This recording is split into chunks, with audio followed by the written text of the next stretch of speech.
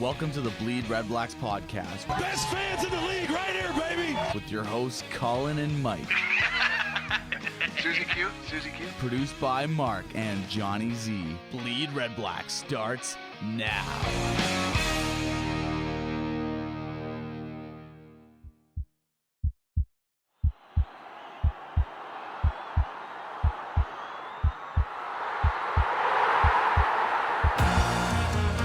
BleedRedBlacks. Gabriel is open in the end zone. Touchdown! The Ottawa fans and players are going crazy. Your number one podcast for all things Red Black. Is complete on the near side. Sinopoli makes the tackle into the end zone. Touchdown! It's Brad Sinopoli. Every season, Back to pass throws. It's intercepted, and this is going to be a pick six into the end zone for a touchdown. It's Jarrell Gavins. Touchdown, Ottawa! all season. First and 10 Ottawa for the BC 30. Here's Burris throwing into the end zone. Ellingson, and it is caught! Oh, what a catch by Greg Ellingson! Hello and welcome to episode 19 of the BleedRedBlacks podcast. I'm with the one and only season ticket holder Mike, ripping papers apart here like he's got a test in an hour. Yeah, I'm just know what I'm doing. I'm prepping for the show. Yeah. Apparently. Hey, we started, right? The show's on, eh? All right. Okay. And the one and only producer Mark. What's up, buddy? What's up, boys? These staples, they definitely making staples pretty solid these days, eh? Like, I think I can hang off of Were this these thing. photocopier collating staples, or were these done by hand? I don't give away all my secrets, Mark. Okay. All right. What do you think this is? I think these are hand jobs. Whoa! And the show's off the rails. Welcome to the home. Wouldn't be the first one down here. Oh, shit. Welcome to the Home Depot office.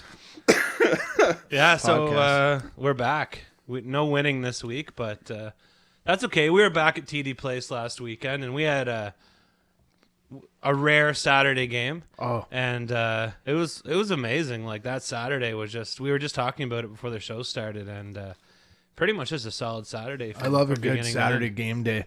It allows you to get into that true form. You know, I had a greasy breakfast on Preston, and then waited for you. We rolled down. We walked. You and I walked down. That was good. We got our steps in. Lovely I don't know Johnson. how far it is, but it's definitely further than I would normally voluntarily walk, unless it's to go to training camp, which I guess is right across the road there. Yeah, same walk, right? But it was a good hike, and we're so spoiled here in Ottawa because not only do we get this fan-based tailgating, but you also have all the amenities at TD Place. If you basically can pick your poison. You want to have a picnic, you want to have a fancy dinner, you want to hit the pub or go to the park. You get all options, so it's pretty amazing. Yeah, and we decided, or I decided anyways, to do Brewer Park.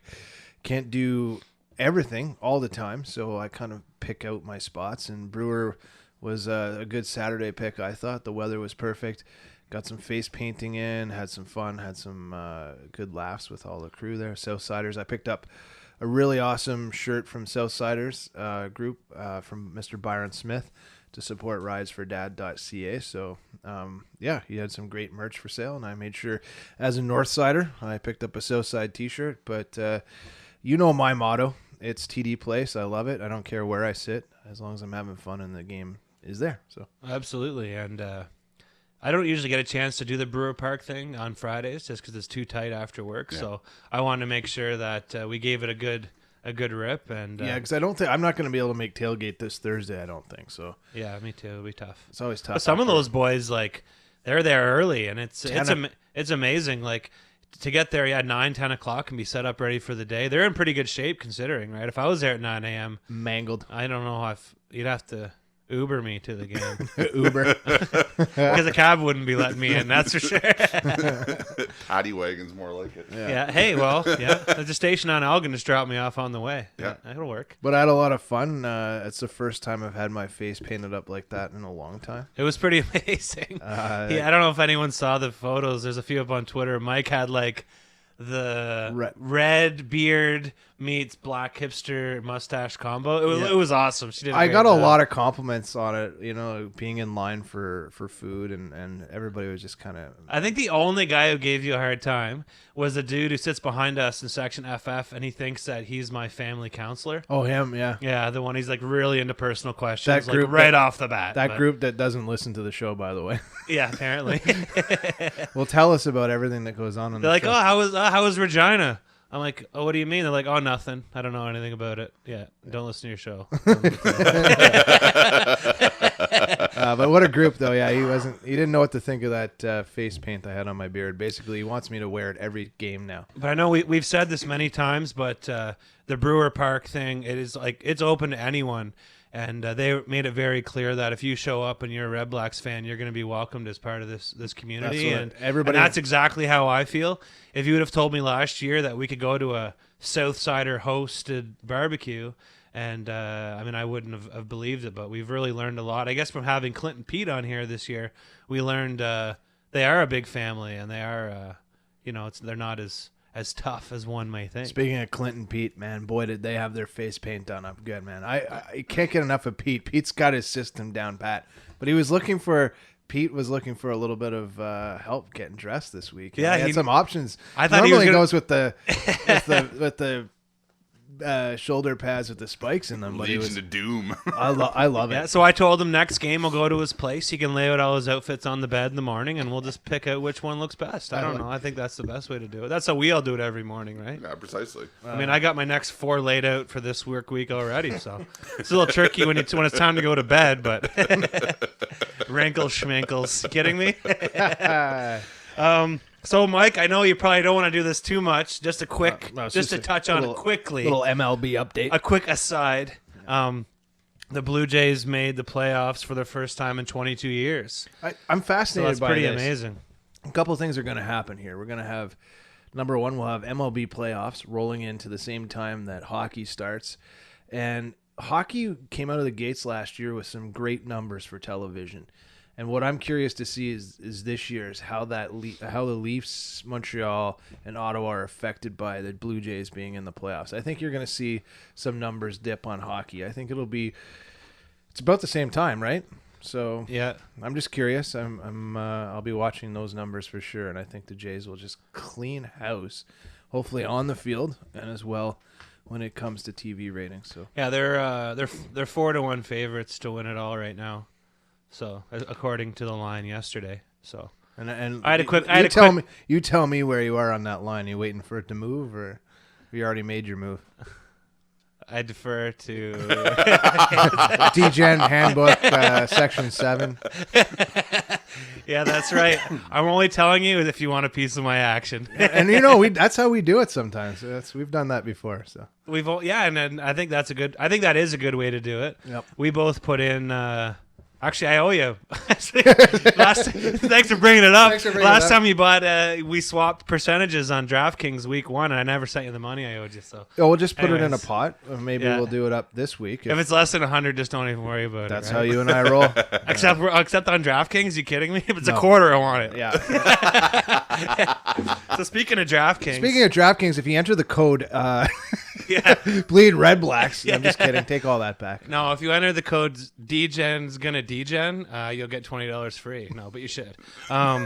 We definitely need CFL daily fantasy, weekly fantasy. I talked to my contact, who doesn't work at DraftKings but is CEO at a competing company, and he said it's just not worth the data crunch.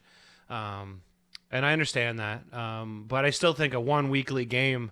I don't know what kind of attention it would draw, but it'd be fun to find out anyway. But. Yeah, it's amazing when all those money numbers came out regarding DraftKings spending advertising dollars just about everywhere in places where my wife, not being a sports person, asked me randomly, "Are you putting money in that $10 million DraftKings thing?" I'm like, "How do you know about that?" She goes, "All the podcasts I listen to are basically advertising it, right?" So, I just think a contest like that, even if it was a one-off for CFL, like week 1, perfect lineup, something like that, even if it was sponsored by the league. That's where I was getting at. What you do is all these, people, not just DGens. I mean, DraftKings.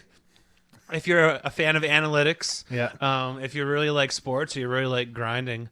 Okay, so DGen. So if there's a couple of guys like us sitting in the McDonald's for an hour this afternoon discussing DraftKings strategies, I'd want to be involved. No, but I mean the whole argument against the CFL is how do we engage millennials? And I mean, that's one way. Mm-hmm. Let's bring people in who only care about making some money. I mean, a fan's a fan, and I mean, even if 10% of the people become CFL fans. It's still 10% more than we would have had before, and it's fun as hell. It is. So I love a good daily. I like how our one buddy on our fantasy league posted, is this describe DraftKings to me, like, He opened up a can of worms Sunday morning. He's basically. like, is this fun or whatever? Is it addictive? And then Mike's answer is basically just like, yeah, I don't know. I'm You're so like actually hella addictive or something. my answer was I'm selling some of my belongings. Does that answer your question? Yeah, I know. Just send him a blank check. If you could send me a blank check, I'll give you all the answers you need. That's right. Anyways, enough DraftKings. Yep. For those of you who haven't tried it, sorry. Stop it. Sorry. But for real, it's awesome. So great support from the team last week. Like, I had a quick chat with Matt a couple weeks ago, and he said he was definitely all for helping out the podcast. Yep. And we got a retweet from them last week, and that means so much to us. We're here for them, they're here for us, and vice versa. We're just so happy to be a part of basically the best organization in the CFL. And you just look at tweets going around these days. People resent it. People are jealous. And for whatever reason, people refuse to be happy for us. And that's too bad. I mean, I'm happy for every team that succeeds. I don't have any resentment towards anyone succeeding in life, to be honest. Yeah. I'm happy for everyone. Red Blacks are now targeted, right? Because they're team that were doing well. And you and I talked about it earlier. I don't understand the motivation towards... you don't need to like us. You don't even need to be happy for us. But to kind of rip on us for what we're doing, I mean, compared to what we were last year, regardless of how we are winning, who we are winning against, or anything, a win is a win. A win's 2 points, and right now we have 14 points. So that's all that's important to me, to be honest. Which gets us into this crossover thing. Speaking of mathematics and grinding out the interior statistics of the CFL. So I'm assuming everyone who listens knows, but CFL playoff crossover 101. If the fourth place team in one division finishes with more points than the third place team in the other division, that team crosses over as the third place team in that division. In the event of a tie, no crossover will occur. So that's just for those people who weren't quite sure, because that's going to affect us hugely right now. As it looks like a team from the East will likely, maybe not cross over, but there is that possibility. So something for us to look forward to, and it's something to be really excited about, if we can squeeze in a playoff berth any way we can, I think it's going to be a lot of fun. Yep, definitely. That's going to be TD Place will be the place to go. So we're going to try to keep this show a little shorter this week. We're not going to do a separate preview. We're just going to jam it in. We're going to do a little turbo preview at the end of our game recap.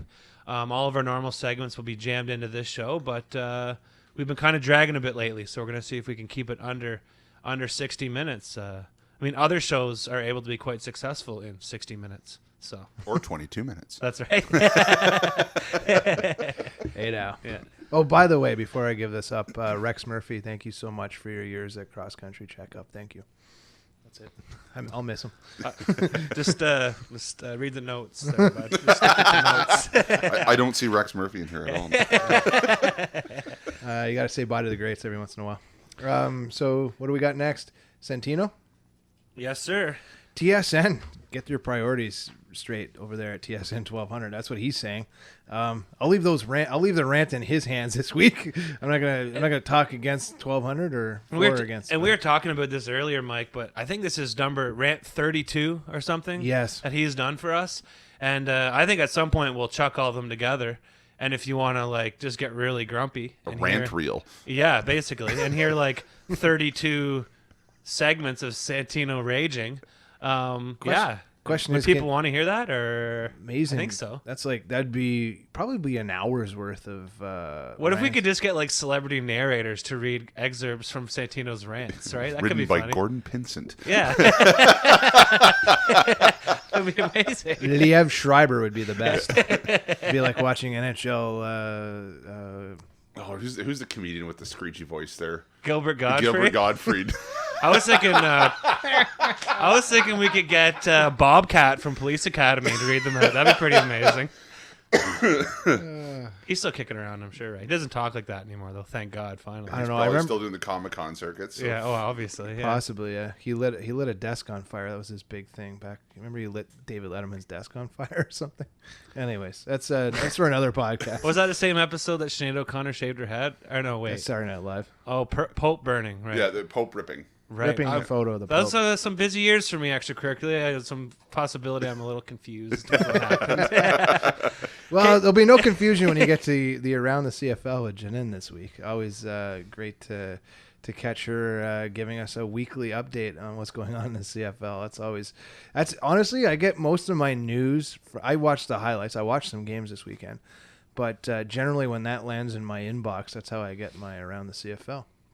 It's a nice surprise.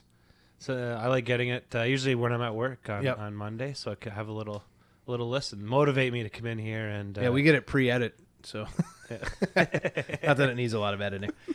Mark just has to bleep out all the swear words, but God, does she ever get fired Janine, up? right? Yeah. You know Janine, so. So we're gonna hit that, and then we'll be back with a game recap right after this. Sounds good. Hey guys, thanks for listening to the Bleed Red Blacks podcast. Check us out on Twitter at BleedRedBlacks and on Facebook at facebook.com/BleedRedBlacks podcast. Live from Brazil, here's the Red Black Renegade rant with Santino Filoso. Are you ready? Do you really mean to tell me that a 5'0" wide receiver is worth $40,000 more than Chad Owens? We'll do it live. If the helmets weren't ready this week, they should have pushed their introduction back. It has begun.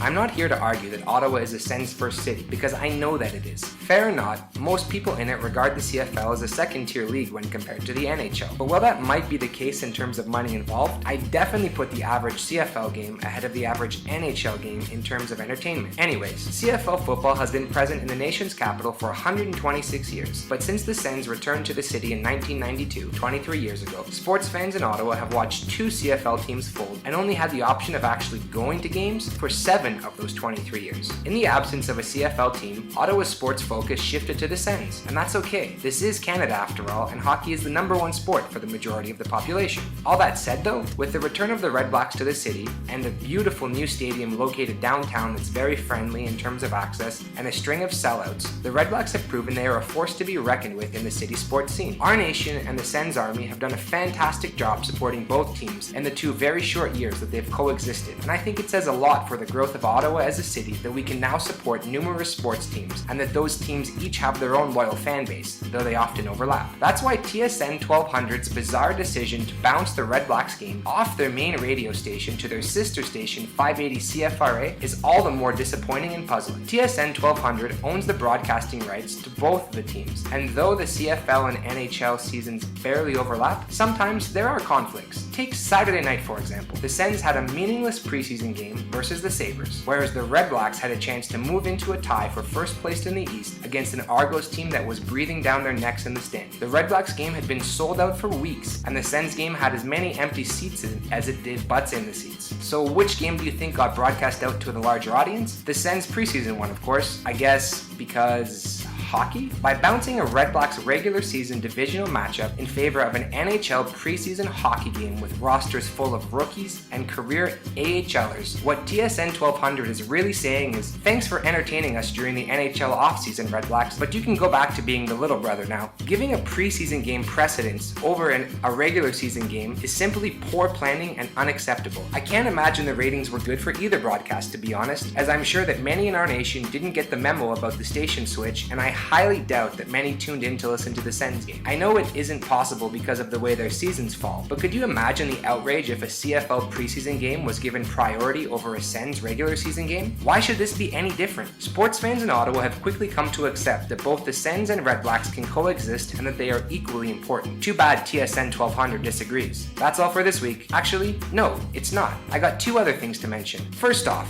shame on those in the stadium who booed the team off the field after the first half. Sure, we were trailing, but we weren't getting blown out. It was only a 2-score game, and I highly doubt that Boo Birds were the home field advantage the Red Blacks envisioned before the game began. For everyone's sake, try to be a better fan and save the booing for when it's actually deserved, please. okay? Secondly, if you're listening to this, Marcel Desjardins, when I rant on here, I don't want to be right. But after harping on how special teams would cost us a win for weeks, we wind up losing on Saturday night by 9 points. And what was the difference? Chad Owen's punt return touchdown, Milo's missed convert, and the huge return surrendered late in the fourth quarter to put the game out of reach. I have to say, told you so, our cheese grater kick coverage has quite possibly cost us a shot at hosting a home playoff game. You could release some more players, but how's that been working out for you? Anyways, for real this time. That's all for this week, guys. Be sure to rant back at RedBlackGade and remember to bleed Red Blacks.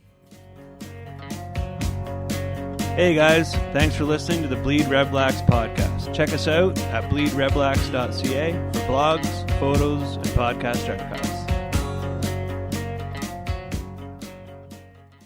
Dude, isn't she a Bombers fan? Let me laugh even harder. But for the love of God, please start hook sliding. Dude, whatever. She's an Ottawa fan too. Did Buck Pierce's constant injuries not teach you guys anything? Playoffs? I just hope we can win a game. Enough ranting, on to the games. Really?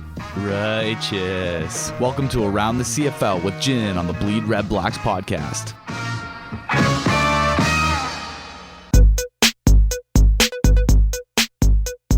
Friday Night Football kicked off Week 14 as the Calgary Stampeders visited the Winnipeg Blue Bombers on a beautiful fall prairie night. The last time these two teams met, the Stamps annihilated the Bombers. Many of us thought this would be the week's least exciting game. Turns out, we were wrong. This was a good, close game, all tied up at the half. Heck, the Bombers even struck first on a good drive engineered by Matt Nichols, and none of us expected that kind of a start. Nichols had a much better game than he did last week against the Alouettes when he completed less than 50% of his passes. This week, he went 18 of 28, 234 yards, and 2 touchdowns to Darvin Adams and to Rory Kollert. The Bombers used a quicker style of offense that really seemed to work for Nichols. And so, even though the Bombers had a hard time containing John Cornish, who ran for 94 yards, and Markway McDaniel, who caught for 159 yards, they were able to keep pace with the Stamps all the way through this game. Bo Levi Mitchell had another good night. After getting off to a slow start that included an interception by Studermeyer, he finished with 27 of 35, 333 yards, and 1 touchdown to Lamar Durant, first of his CFL career, as well as 1 more that he ran in on his own. Jamal Westerman got to him twice for the sack, but Mitchell was able to brush these off and keep on driving his team to a 25-14 lead in the fourth quarter. But within the 3-minute mark, the Bombers got a touchdown and a successful 2-point convert to get within 3. A big stop on defense, and they got the ball back and were successfully marching down the field until they were stopped on a procedure call, forcing Haralahu to come in and attempt a 54-yard field goal for the tie. Haralahu missed, and the Stamps won 25-23. But here's the thing. A review of the play the next day revealed that there was no illegal formation, which means that the Bombers were marched back when they could have kept moving forward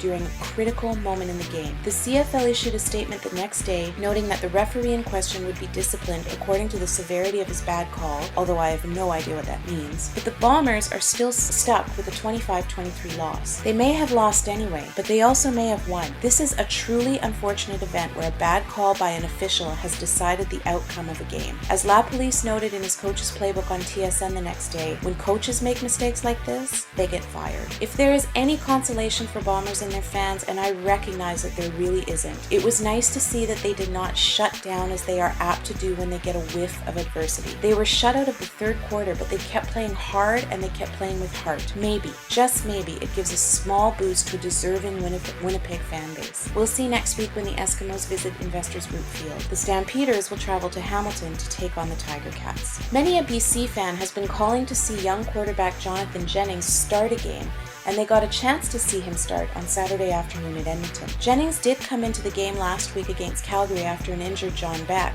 but he had a rough introduction to regular season, throwing 3 interceptions. Much better start for him to this game. By halftime, not only did he have the BC Lions in front of the at-home Eskimos by a score of 15-7, with touchdowns coming from Laval Hawkins and Shaq Murray-Lawrence, but he posted some impressive stats: 11 of 15 completions, 170 yards, and a touchdown, and this against a stingy Edmonton defense. He kept things going in the third with his second touchdown pass to Marco Iannuzzi, putting the Lions ahead by 23-7. And this is without Andrew Harris, who went down late in the first quarter with some kind of a rib injury after getting awkwardly folded over accordion style on a tackle. This last BC touchdown is what finally seemed to awaken Edmonton's offense, which had sputtered for 7 straight quarters. First, they got a rushing touchdown from Jordan Lynch, and then a passing touchdown from Mike Riley to Darrell Walker. Riley was able to pull up his socks and get the team going when he had to, and finished the night with 23 of 31, 209 yards, 2 touchdowns, and 1 interception, adding another 30 rushing on his own. After a couple of quiet games, Darrell Walker was Riley's target of choice and finished the night with 8 catches for 121 yards and a touchdown. Sean White made 2 of his 3 field goal attempts, and his 2 good field goals were the difference makers, as Edmonton took this game with a fourth quarter surge, 29-23. Eskimos fans, who were probably wondering what the heck happened to their offense, are breathing a sigh of relief and hoping that this offense makes the trip to Winnipeg next week. BC will return home to try and break a 3-game losing streak by welcoming back the Saskatchewan Roughriders, a team they have already beat twice this season. The last game of Week 14 was back in Regina, where the Montreal Alouettes looked to keep their winning streak alive against the struggling Saskatchewan Roughriders. The Riders opted to stick with Kevin Glenn at quarterback, and the Owls went with Jonathan Crompton. Neither QB had a particularly great day. Glenn tossed a touchdown pass on his first drive of the game, and then spent the rest of it getting his team into the red zone, but settling for field goals. His completion rate ended up being below 50%, and he posted 212 yards, 1 touchdown off his first drive, and 1 interception. Luckily, he was playing against my favorite, insert sarcasm here, Jonathan Crompton. Crompton stinks. In the first half, he went 8 for 18, 97 yards, 0 touchdowns, 2 interceptions. Can we please stop pretending that he deserves to be a starting quarterback? Mercifully, Pop pulled him in the second half and went with Cato. Cato didn't exactly come out guns blazing. He threw an interception on his first drive, which got taken back to the house by Macho Harris for the touchdown. But when he threw a second interception, he recovered it by manhandling the ball out of Monster John Chick's hands, setting his team up for a touchdown. And hey, at least that was entertaining. And even when the game was out of reach for the Owls, Cato pulled out an impressive end-of-game drive, likely trying to show Pop that it's him who deserves the start next week. He ended up getting his second touchdown on the day in the dying seconds of the game. He finished 14 of 21, 170 yards, 1 touchdown, 2 interceptions, and a fumble recovery. But this game undoubtedly belonged to Saskatchewan from the start, who, despite their record, are fighting hard through the backstretch of this season, as they are still not mathematically ruled out of the playoffs. Their player of the game was, and this is really a surprise, Macho Harris. 3 of the 4 interceptions ended up in his hands. The Saskatchewan defense has struggled all year, so I know it felt good for their fans to see this kind of a performance. It probably also felt good for fans to see some production out of Jerome Messam, who just hasn't been getting the ball. This game, he got the ball 15 times for 111 yards. Saskatchewan won this one a little too easily against what is supposed to be a dynamite Montreal defense, 33-21. They head west to Vancouver next week, and the Owls have a short week as they travel to Ottawa to play the Red Blacks on Thursday. Let's take a quick look at the standings. Things look exactly the same in the West, as no ground was really gained for any team. Calgary in first at 10-3, Edmonton in second at 9-4, BC in third at 4-8, Winnipeg in fourth at 4-9, and Saskatchewan in last place at 2-11. In the East, Ottawa's loss means that Hamilton retains sole possession of first place at 8-4. Toronto and Ottawa are tied at 7-5, but Toronto takes possession of second place by virtue of winning the season series against the Red Blacks. Montreal sits in fourth at 5-7. They are still a game up on both BC and Winnipeg for the crossover spot, but they failed to put more distance between themselves and the third and fourth place Western teams. So there is still a real dogfight for third place in the West. That wraps up this week's Around the CFL. Remember to tweet us back with your thoughts about your league at BleedRedBlacks and at Ottawa J. Game recap on the Bleed Red Blacks podcast. Game recap. So last Saturday, had a amazing day, amazing game.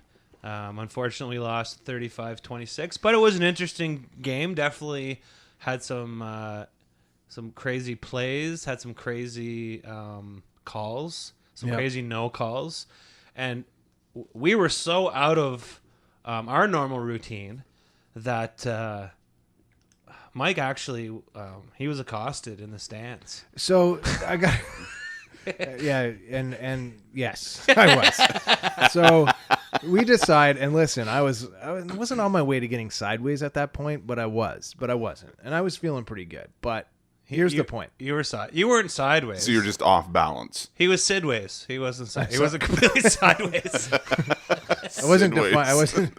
Yeah. That's how we do it in SDNG. You're either sidways or you're nothing.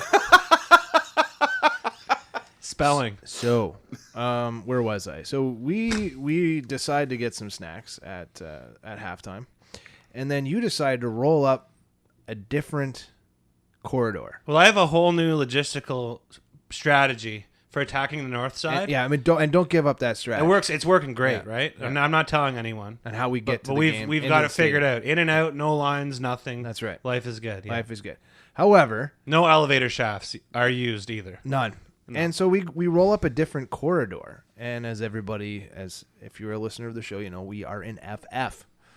The section next to us is GG. So when we rolled up, I don't know where you guys went. I don't know. I think I went to look for Alina, the face painter. Yeah. Because she was sitting in a section below us, and I didn't see her. So as I rolled back up towards what I thought was our row, which is row 11. Row 11. Your seat 17. Seat 17. I was confused. I was staring out into the distance of section GG because normally we go up the stairs and turn right, but we went up the stairs where we had to have to turn left. So I get to section 11, row 11. Academics in here, just so you know. Just unbelievable. The woman looks at me right away at the end of that section and was like, this row is full. I don't know what seat you're getting into. right away. Like I'm double fisting cans of Stella Artois. And, got that gleamy look on my face like, I'm going to my seat, lady. What seat do you think I'm going? Somebody's sitting in my seat then. You're like, I'm going to be sitting here for 20 years. I'm going to put my name on the seat. So I get about 3 people deep on section GG row 11. And I'm like, none of those people look like anybody I know. And Edith behind me is like, he's lost. What's he doing? What the hell section are you supposed to be sitting in? And I'm like, well, I don't know. And I turn around and I go, I'm in GG. I'm looking for FF. And I eventually found you, but those ladies were upset. But when Mike came back to his seat, it was like he had almost been mugged, but was able to run away. Like the look in his you didn't cheer for 5 minutes. I was rattled, and you wouldn't stop talking about it. And you're like, no, this is what happened. We're like, yeah, we know. And you're like, no, listen, this happened. This just happened. It was amazing. Long story short, I didn't feel at home in the building I feel at home in. So wow. It felt like an uncomfortable pair of shoes. That's over what there happens when you hang out around with a bunch of GGs. Yeah. That's why we just avoided them. There you go. There you go. Anyways, and then other than that, it was a sellout. There wasn't a seat available in the house, not even in GG. Well, if Mike just keeps on playing rotating seats, every game will be a sellout for sure. So, but that vibe in the stadium, aside from Mike getting accosted, was his verbiage. Okay, it wasn't mine. He kept on saying, "I was accosted." And I'm like, "Yeah, okay, Edith, just relax. You're lost." In more ways than one, lady. But I'm at the game right now. You have no idea. Do you know how far I've walked today? And on this week's episode of Aunt Agnes Goes to the Football Game. Well, I mean, if you ever want to get into quilting, you know where your home is, right? So I'll say hi to Edna next week. I'll see her Thursday. Edith. Yeah, Edith. See you there. It was an amazing vibe, and the vibe in there, it is special. It is a special place, and let's not take it for granted. And get out and buy your tickets. Keep going. Let's keep pumping these sellouts. And I guess mostly we got to get out and we got to sell out that bonus game, that October 6th game. So I know we talked about that quickly last week, but they're going to be 30% off. And if you ever want a chance to go out and get accosted by an old lady if you lose your seats, I mean, this is the one place you can do that. Yeah, feel comfortable about it too. Yeah. So... Anyways, it's funny. It's like Mike's not exaggerating his emotion at all. No. If anything, you're understating it. It was. And I didn't know if you would be able to tell this story sober, because I that's why I need to bring my mic to the games. Yeah. Because the real version, that last version was great. Yep. But the real version, and you were so loud, I think the GG people were like, is he still talking about that over there? Well, they're still talking about it at the bridge tournament there Monday. You should have heard that at the RA bridge tournaments Monday afternoon there. Oh, there was this guy. He was in our section. Oh. didn't know where he was, and he smelled like beer. And I'm just walking with your red face paint and your black hipster beard. Yeah. I can just imagine they probably thought you got off the bus at the wrong stop or something. Anyways, football. Yeah, there's football happened. So the game got away from the Red Blacks early, and that's been happening. It happened again in Saskatchewan, and I know we are a good second half team, but a quick Toronto TD drive. I mean, it was a great punt return, but obviously you can tell the mood I was in when I wrote this. A brutal punt return by Chad Owens. And the worst part was the Red Blacks had to re-kick the ball. And we were all enthused at first, right? Thinking, oh, okay, at least he's not going to get a chance to return it. Unfortunately, in this league, you can't kick the ball, as the man said behind us, out of the parking lot. When you play football in a parking lot, you have to be able to keep it in the parking lot. Yeah, that's why those rules apply in the CFL. And once again, we fell victim to our kryptonite. Kryptonite for sure. Which is the ST, and it just happens. It's just game after game after game. This next point you bring up, I'm completely with you. I want to hear your take on it. This whole PA system at the first down marker. So I understand first down Red Blacks. Let's get them excited. I don't know why we need to be excited when we just got a first down. There's not really much more exciting than that other than a touchdown, and we have fireworks for the touchdown, and we get wood cookies.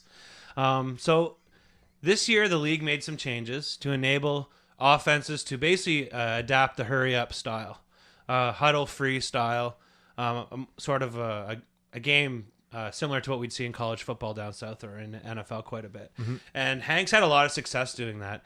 So late in the game, Sutherland needs to learn when and when he shouldn't. He obviously knows. He knows the game. He played in the league. He needs to know that when we're on hurry-up offense, the last thing that this team needs to do is be trying to decipher their own communication over top of what's coming out of the PA. Red Blacks. There was one instance where Hank stopped. Yeah. And waited till they were done that, and then did his, like, those 3 seconds. That might be enough time for a D guy to catch his breath. Or I just think the name of the game has to be our team and the product on the field, and we don't need to get pumped up after a first down when we're in hurry up and we're trying to come back and win the game late in the game. Absolutely. And I mean, I don't mean to sorry, Mark. I don't mean to on the media staff. Son of a... I think they're doing a great job. But that instant right there really frustrated me, especially when it was crunch time. It was, and this isn't Sutherland time. This is Henry Burris time, and I'm just going to kind of leave it at that. Smoked meat poutine. There you go, little segue. Apparently, that's what the guys from out of town like to eat after the games. But yeah, we saw some Toronto Argonauts fans wandering the streets looking for smoked meat poutine. And someone said, did they say we're going to smoke weed and eat poutine? I'm like, no, that's a good possibility. But they said smoked meat poutine.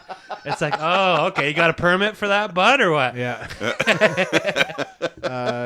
So speaking of Hank, though, get to the QB here. Like this, it was Hank time. And I mean, these are the moments Hank needs to have total control. And like you said, go out there and be able to make his plays. So. Yeah, 27 for 38, 313 yards. 2 TDs and 1 pick late in the game that obviously he was just trying to force it in there. And other than a few missed short ones, he gave us a chance to win. And if those numbers are, and I'm doing air quotes, bad Hank, I think we're very lucky to have him. And I think the bad Hank, good Hank verbiage is hilarious, especially when it's coming from people, fans of the CFL, of teams that don't have a quarterback right now. Yep. I just think let's respect what he's doing. He's playing really well, and every quarterback isn't on every game. It doesn't mean good or bad. You know, I don't know where that verbiage came from. I just think it's lazy writing, and I'm just kind of sick of reading it, to be honest. And you're right. I mean, you look at the current QB injury issue here in the CFL, it's never been more important for a team to have a backup pivot that can play the game. And you and I have had numerous discussions off the air talking about QBs south of the border. The NFL right now has a complete system based around backup quarterbacks. I just watched a quarterback go down in Pittsburgh yesterday. So Michael Vick's the backup there. Will that continue? We'll see.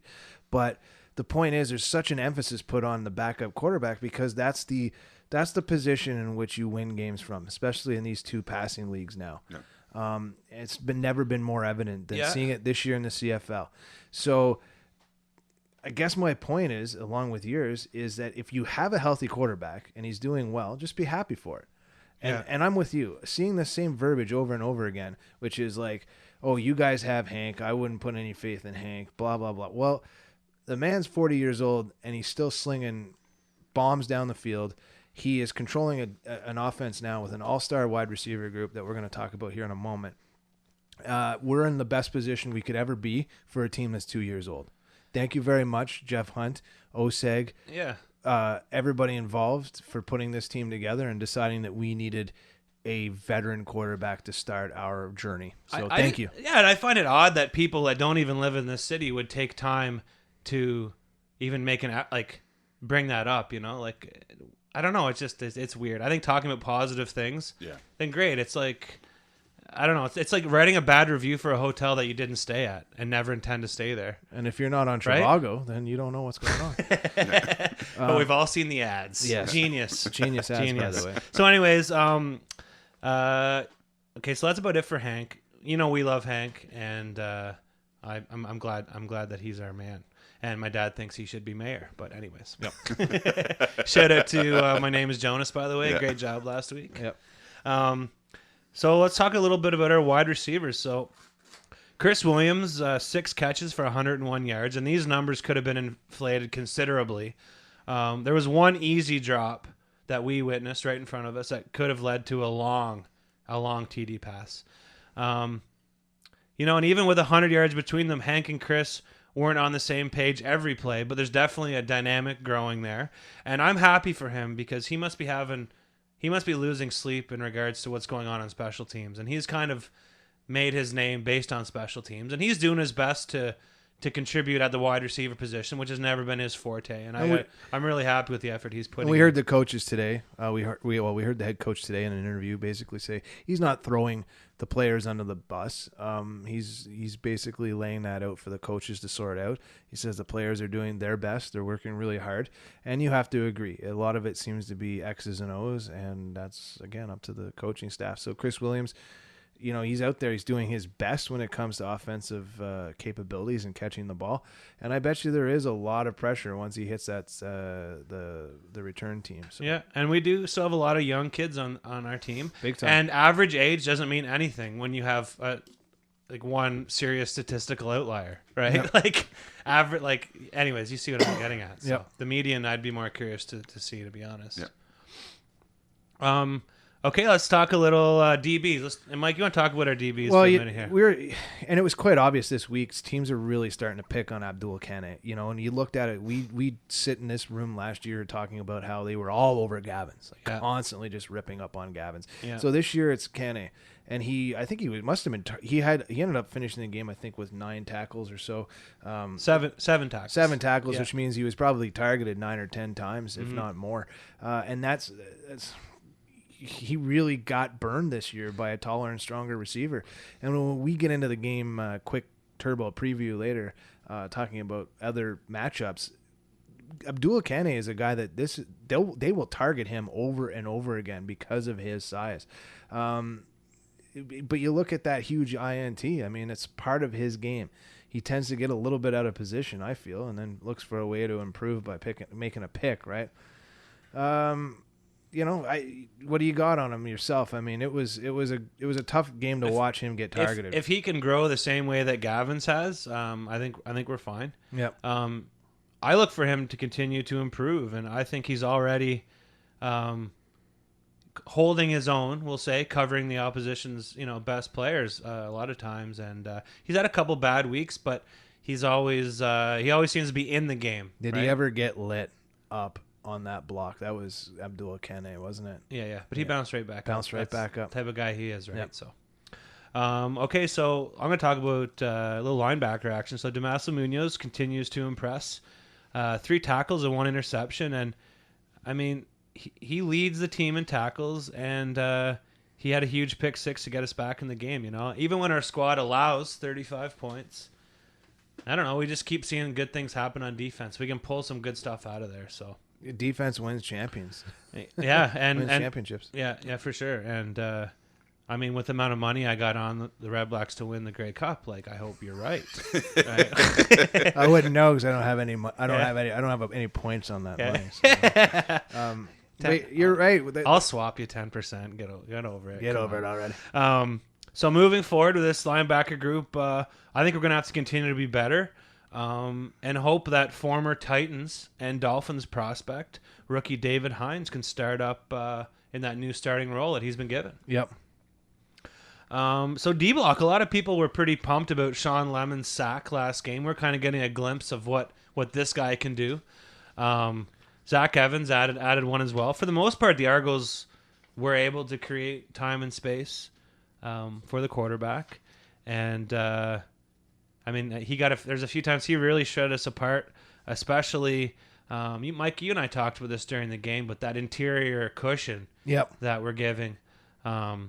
And Montreal took advantage of that this week in their game last night. Yeah. So I think we need to tighten that up a little bit and maybe give them the long stuff a little more and just take our chances. You know, I know we got burned by that a lot last year, but those interior plays really keep drives alive and keep the D on the field. You know. Yep. And that's part of it. You gotta start recognizing these patches of weakness so that other teams don't start just play calling for it all the time. And I think that soft zone that we play up the middle just allows for a game of catch sometimes. Yeah. So, anyways, but I was totally impressed with Sean Lemon. I mean, I isolated him a few times just watching him. He is a beast, and he'll continue to gel with this defense. I think this defense. I mean, off the top of my head, everyone's coming back next year as it stands now. Yeah, we have it in our head. Everybody's locked up through next year, so and that's a good sign because it's amazing. We got a powerhouse group in the making here. So, so special teams. I don't know how much we really want to talk about this. Like so frustrating. Let's just start the special teams podcast, right? We'll do maybe we'll get anyway. Sorry, I was gonna rip on somebody, but we've ripped on them enough. Even without Swayze Waters playing. Like, we can't get a friggin' single thing going in either direction. Yep. At all. And it's getting frustrating. And the team has proven, you talked about this, they are holding their players accountable for poor play, right? Chev Walker. B. Mac and Cheese, Jacques Washington. So what kind of message are they sending when Coach Y still is a job? Yeah, and it's the whole talk of Section FF. Everybody around us has a few things to say about that. And before the game started, we were all like, we have to be good on special teams tonight. It was the verbiage that was coming from Jonas. It was the verbiage coming from people sitting around us. And it's obvious to the fans. The Reeve. From the psychologist of FF. Yep. Right? Everybody was jumping in. And I totally agreed. And we were all waiting and cringing when we had special teams play. Yeah. Same thing every week. It's brutal, and it's almost like going into an exam you know you're going to fail. Like, you still go in and write it, but you know at some point, like, you're going to blow it, right? That's basically me watching the Red Black special teams. So I'm like, you guys studied, but not quite hard enough. You studied hard enough, you might pass, but at least once a game you're going to bomb one, right? Yeah. I don't know. It's basically the same thing. I pulled down a few stats because I like the old stats. You like stats? If you like them, I got them. Okay, I like stats. 15 first downs for the Argos in the first half. And basically, they started with what?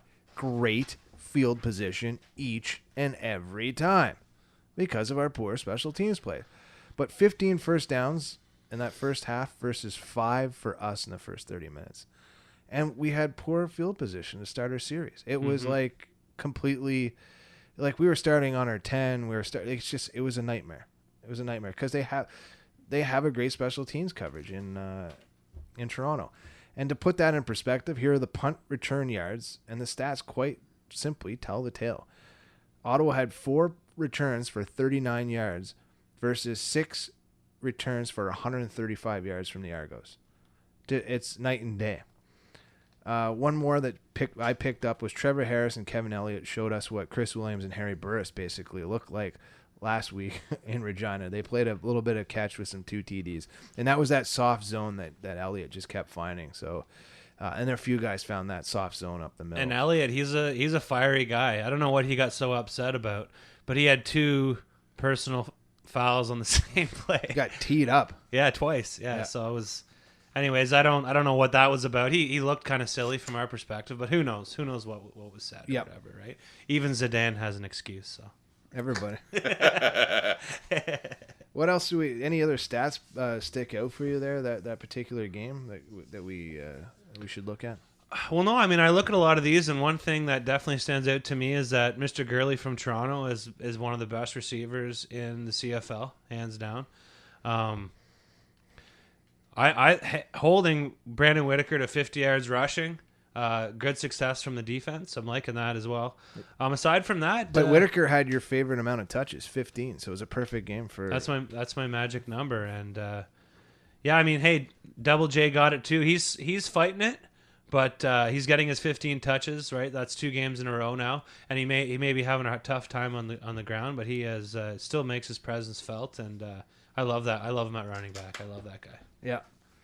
So that pretty much does up the recap, I think, and we're gonna straight up. Oh, also in typical, I know we have a source that sends us stats now, but in typical CFL form, the Toronto punter had no name, no kicks, no average, no yards, no long.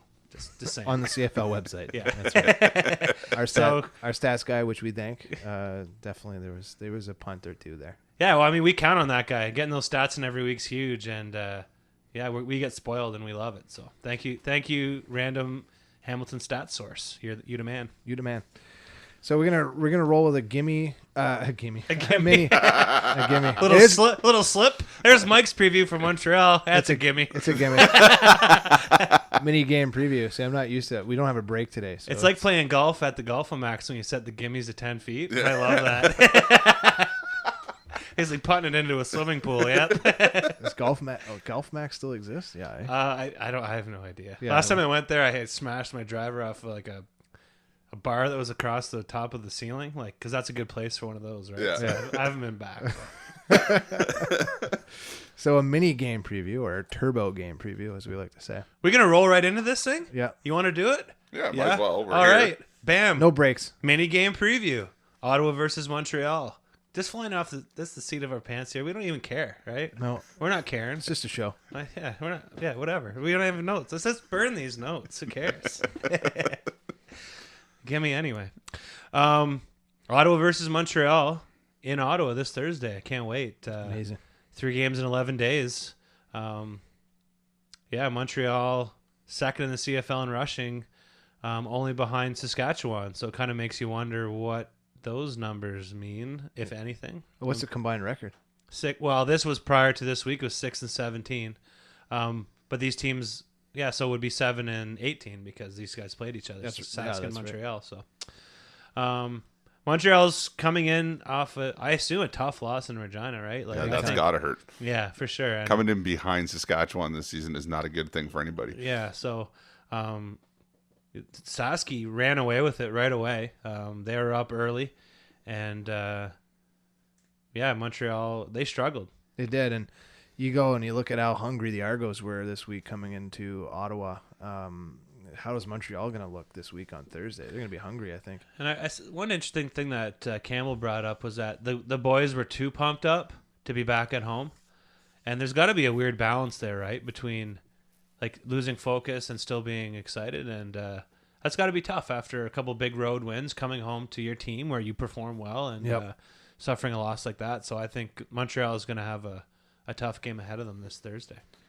So I took a look at the last game, and I basically put a little bit of a mini recap here of the third quarter and fourth of last week's game against Toronto, because I wanted to take a look at some of the mental and game mistakes that were made and what we need to do to improve them. And I like that you're focusing on this. A lot of people are getting lost in coaching, reffing, level of effort, and I think you're looking at fundamentals, and I think it's a really good reminder when one is assessing how we actually did during the game. So I kept saying there was a fight left in that team in the third and fourth quarter, right? Like there was still fight left in the Ottawa RedBlacks. So how I looked at the last game and what they can do to turn around. Okay, let's look at the good. The RedBlacks put 16 points on the board in the second half.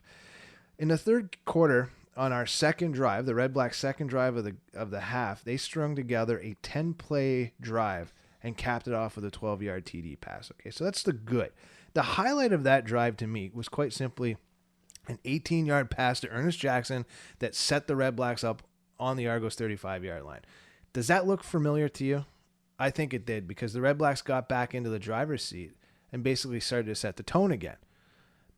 And that's a good thing. So that's a positive, because that's what that team looked like in Regina. That's what that team's looked like a lot this year. Mm-hmm. So that's a positive. Here comes the good and the bad.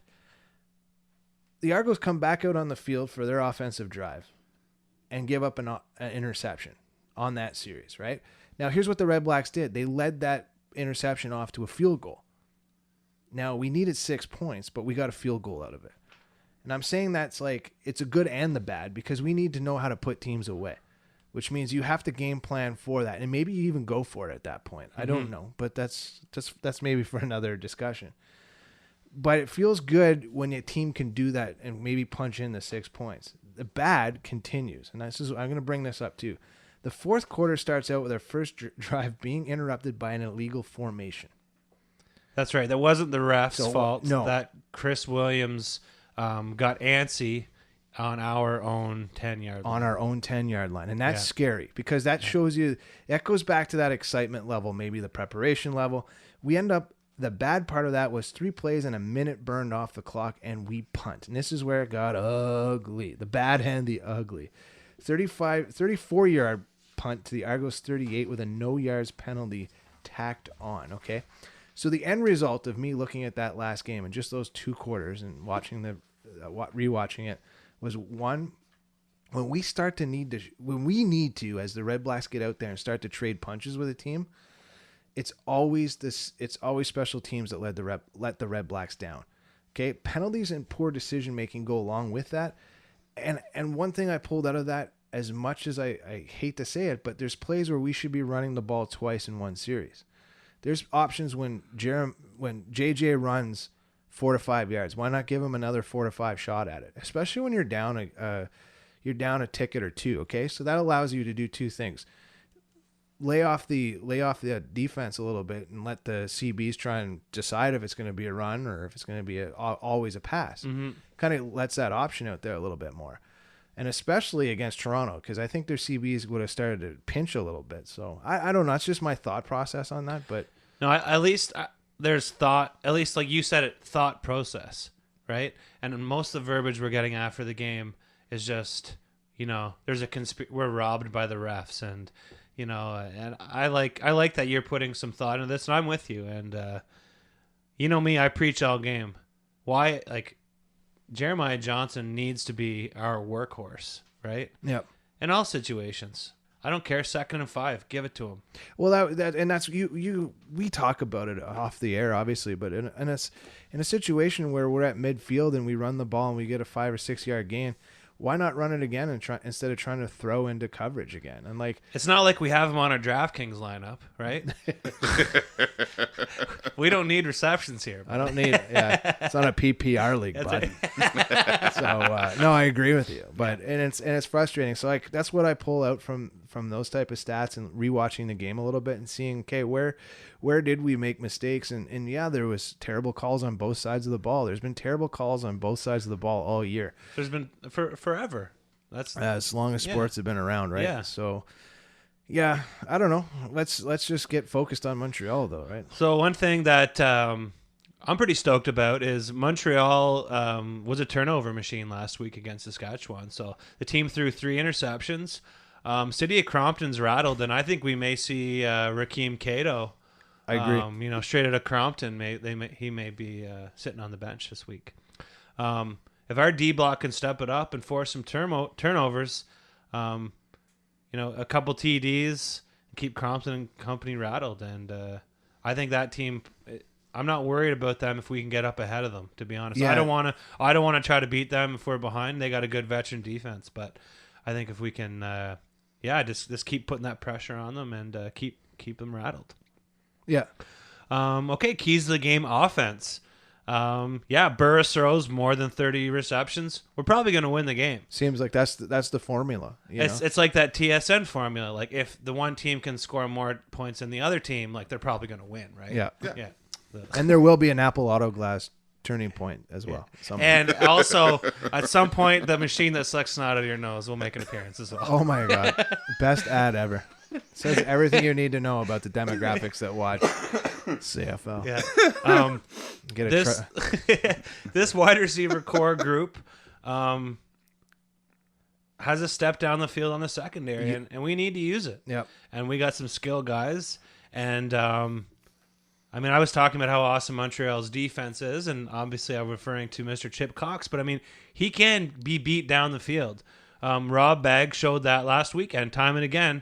Chip Cox can't be covering players downfield. No. So we need to attack that interior, and we got some big boys, right? Yep. You send Sinopoli, Mo Price, or Ernest in the middle, and they're going to outweigh and out-hit probably any of those guys are going to be looking down at them. I agree. Yeah, so I guess the big matchup is Chip Cox versus Brad Sinopoli, and how does that look this week? And I like it, because I don't think Sinopoli's afraid to get hit by anybody. No. And he had not an off game. He had a normal game a pedestrian game last game. Yep. But he's still involved and he's still out there and he's still one of our leaders.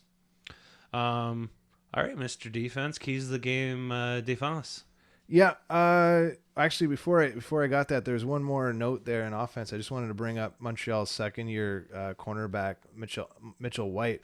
He's just another guy that we can target. He's our. Yeah. I wanted to point him out because he's the Abdul Kene of their. No offense to Kene. No, but you know what I mean. He's the young guy. Yeah. And he's the young second-year guy, and he gets targeted all the time. And he was targeted the last game in Regina several times, and it goes back to those matchups. And I just had to get that in there because I'm going to bring up Abdul Kene in a second. But keys to D, basically simple. I think defense wins championships. And I know I was yelling that a lot on Saturday night because it seemed like that was the only positive force that we had.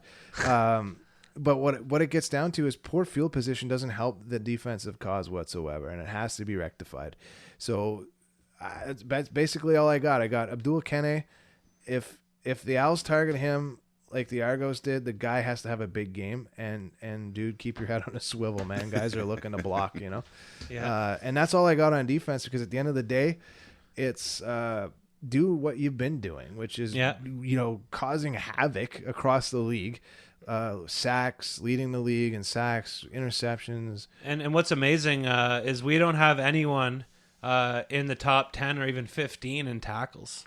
No. This is a team effort, like legit team effort. I think Damasso's leading, and he might have 40 or something, right? So, anyway, it's pretty impressive that it's legit a team effort, and that's how teams win. All right, well, that little turbo preview wasn't too shabby. Brought to you by Travago. What's the nose snot sucker machine called? I don't know. Navage or something? Navage, yeah. Anyways, I think we should get one and add it to the CFL Pick'ems Pool prize pack. Nice little basket. We'll ask Hoover. We'll ask Cole if he wants one. Yeah, basically Cole. By the way, Cole, the show's tonight, bud. Yeah. If you're wondering when we're recording, now. Okay, let's do a quick Pick'em. Yeah. And then let's blast out of here. Mark, you're going away on vacation tomorrow morning. I can't wait, Next buddy. week, we're going to be doing the podcast from a neutral site. Yep. We don't know where that is yet, but it will be happening. Might just be at the Proline booth at Max Milk, but whatever. Perfect. Okay, or live. I voted Way's Noodle House, but whatever. Way's Noodle House, the DraftKings studio. Wait, what happened? Sorry, I'm dreaming again. So CFL Pick'em week 14. So the average in our pool is 58% correct. 1160 for 825 against. So obviously we're better than we're passing. We're all passing barely. But so Mike, you were 2-2 last week, which is I'm thankful because you're really starting to pull away. I needed those 2 wins this week, and I would have been rolling. And I had to rein you back in, but like a late night at House of Targ, right?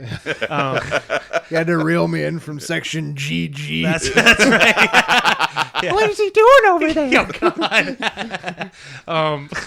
he's really affected by this. I think we're going to have to go talk to those people. It's a good Edith impression, Next, though, isn't it? You'll blend right into the bridge tournament. Why don't we buy 2 tickets in that row? I will. For the game against Toronto. And then we'll just go back and forth. What do you think? Excuse me coming through. Big popcorn. That's right. Yeah, Kabina, if you're listening, you want I don't know if she gets a rake off our ticket sales. I don't think so, but in a perfect world. Mark, you went 2-2. I went 3-1. Janin 3-1, and Santino was 2-2. So Santino was too busy rocking in Rio. Yeah, the entire crew went 50% or better. There you go. So I like that, right? So just quickly, Cole, you're still number 1. Empire Andrew number 2. Mulder at 3, Lordell at 4, and Santino at 5. So those guys are kind of pulling away from all the rest of the competition, and it's going to be exciting to see how this season finishes up, because I'm hoping them for all just to totally bomb out. You liking the gift pack you put together? I'm 1 game over 500, and so I'm kind of feeling intimidated / embarrassed. All right. So week 15. I know we just had a game, but we're ripping right into this again Thursday night. We're going to be back in the house in a couple of days. So it's a team that I have a soft spot for, apparently. Yeah, well, that's why you didn't go 3-1 last week, right? Yeah, I took Montreal. Quelle surprise. Quelle surprise. Sorry, I don't speak Francaise. I shouldn't pretend to do. Well, I'm going with the home team. We're going to bounce back. We're going to win. We might be home dogs in this game. I wonder. It might be interesting. And check the line. I'm checking the Last line. time you said it was a coin flip, there was an 11-point spread. So it wasn't that bad, was it? It was that bad, I think. It was. I think it's a pick 'em. Calgary at Hamilton.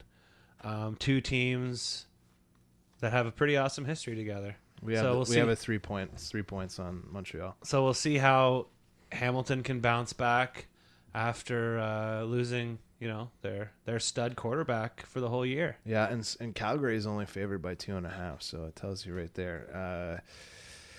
A lot of points going to be in that game too, so it's a tough. That could be a down to the wire game. And the Hamilton fans are still confident. I listened to Podski Wee Wee last week, and Mr. Smith thinks that team is still the best team in the East without Claros.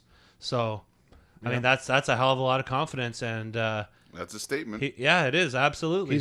He's rolling with 200% confidence right there. Yeah, absolutely. After a 10-game winning streak.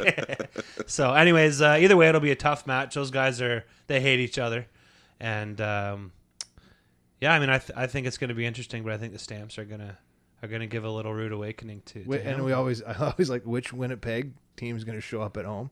Which Edmonton team's going to show up? That's always, and I think Winnipeg might have an advantage maybe at home. Well, according to Twitter, wins don't count unless the team had an over 500 winning percentage. So this game doesn't really count for Edmonton if they win. Doesn't count for anybody. According to Twitter. So I think Edmonton's gonna win. And I think the Bombers are gonna lose and continue to be further under 500. So the new and improved Kevin Glenn led Sask Rough Riders. Boy, did he had a wheel of an arm heading on him. into BC, his old stomping ground. Yeah, I don't know. What do you think? You think Sasky's ready to light one up on the road? I or do. What? It's a 51.5 point games according to Vegas. So there's gonna be a lot of points on the board. You know those Prairie Boys when they go to Vancouver, right? Yep. There'll be lots lit up for sure. Light them up. So smoke them if you got them, boys. Menthols, obviously.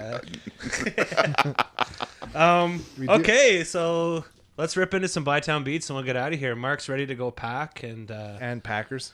And oh wait, he said I got a pack. What he meant was I need to watch the Packers game. Okay, I got it because I'm like, and still edit the cast tonight before I take my flight at 7:00 tomorrow morning. Yeah. Okay, well that's why I made sure I threw in a couple swears so you couldn't do the old 3x speed turbo edit, but not that you would ever do that, right? No, me no. So the Bytown Beats segment this week we have Elementals. Elementals is an alt rock band formed by Cody, Rick, and Jamie. Produced by Stefan. I think we've seen that name around a few times on the podcast. That guy's in bed with every band around here. Sounds like it's amazing. Anyways, their album I'm Not Here I'm Not Real was released on September 11th. This week's song is called Alexandra.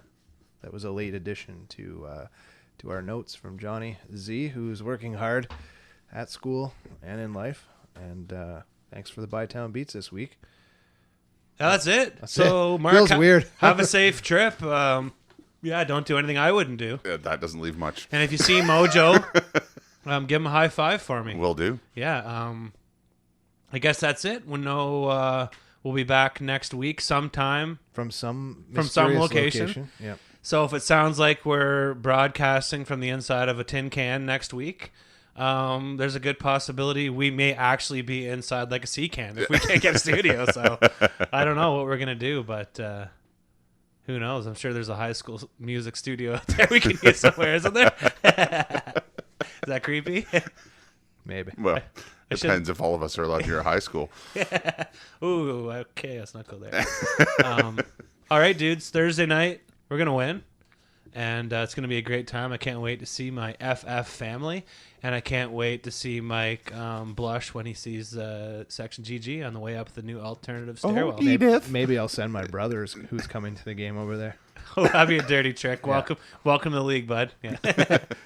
All right, take care, everyone. For listening. All right, cheers. Here at Bleed Red Blacks, we love our football, but we also love the music our great city has to offer. It's the Bytown Beats local music spotlight segment on the Bleed Red Blacks podcast. Today's featured artist, Elementals.